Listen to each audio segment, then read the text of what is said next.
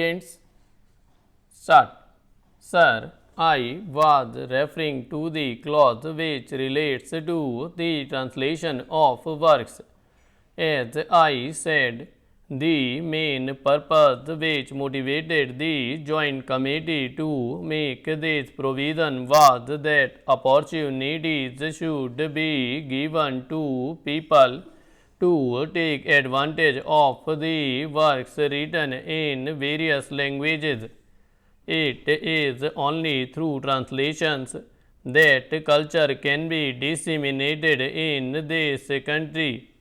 Ours is not a unilingual country, it is a multilingual country.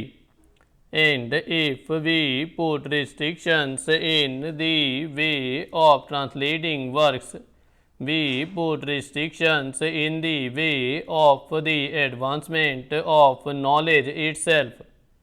It is therefore necessary to make the process of translating works from one language to another an easy one. It was with that purpose that this provision was made.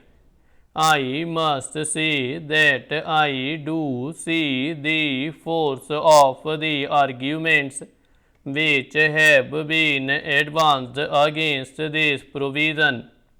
It does create some hardship for the authors because they are deprived to some extent of their rights after a period of 10 years.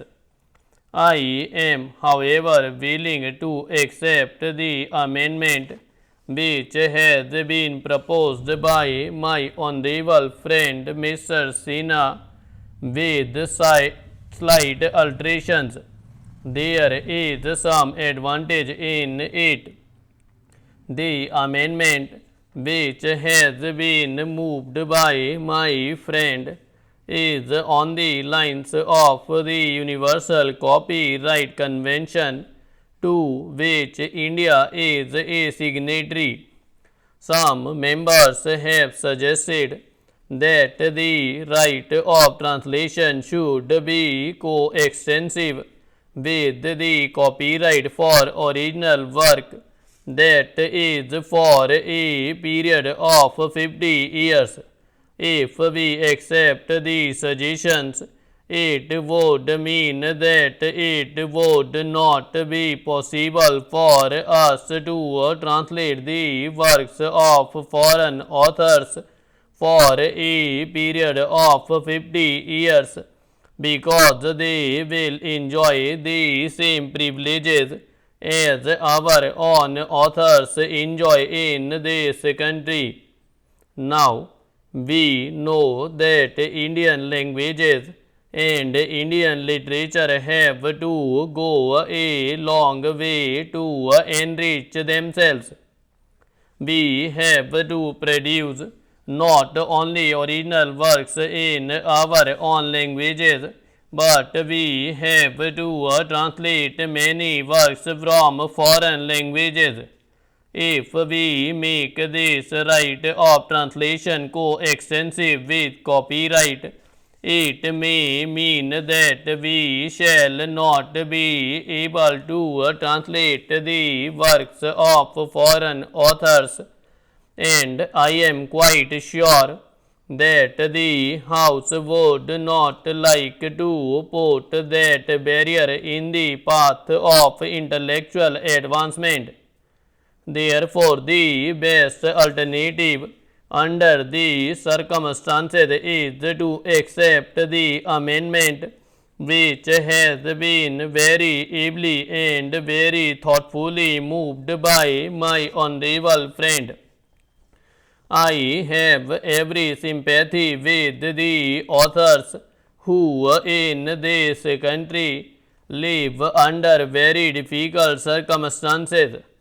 But we have also to consider the interests of posterity, the future generations. We must consider the interests of our society in general. If we think of the authors only and make this right coextensive with the term of the copyright, what would be the result? Probably the authors may gain, but it will be detrimental to the general interests of the society. I am therefore satisfied with the amendment which has been moved by my friend. It meets the interests of the authors. It also meets the interests of the general public. We have to reconcile the conflicting interests. Now, Professor Rao raised an interesting point with regard to the reassignment of the copyright of a publication. It is quite true that in this country, authors under very difficult circumstances sometimes part with their works for practically nothing. They are being exploited by the publishers. There is no denying that fact, and it was with this in view that in the original bill the government put forward a proposal that after a period of 7 years the author could get back the copyright.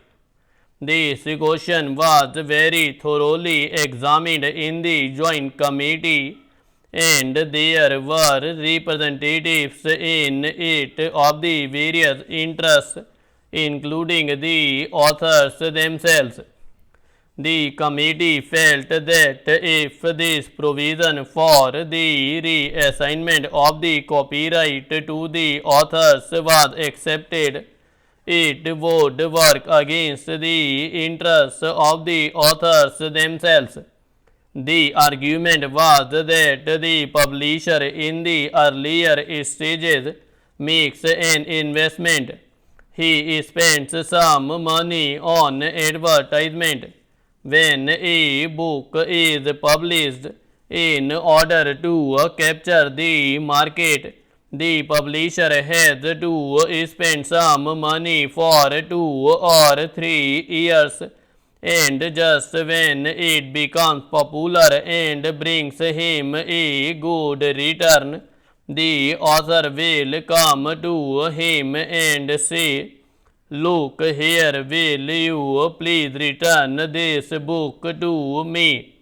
If the publisher is so uncertain about the future of the book, if the publisher is always uncertain about his publication, and if he knows that after a period of 7 years he is not going to get any return on the investment he has made, do you think that any publisher would ever take any interest in pushing that book in the market?